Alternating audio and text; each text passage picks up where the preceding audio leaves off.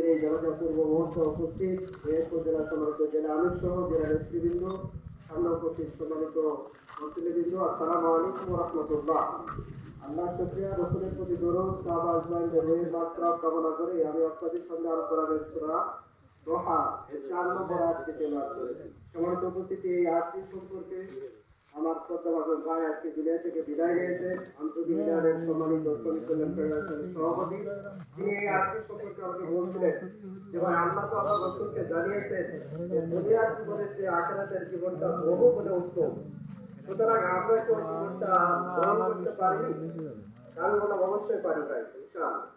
সবাই বলে ঠিক আছে ভাই, আমি এখন থেকে বলতে থেকে ইসলামী আন্দোলনের জন্য যেখানে যে অবস্থায় প্রভাব হবে, যে অবস্থায় মিছিল হবে, আমাকে জানাবেন, আমি সেই জায়গায় উপস্থিত হবো।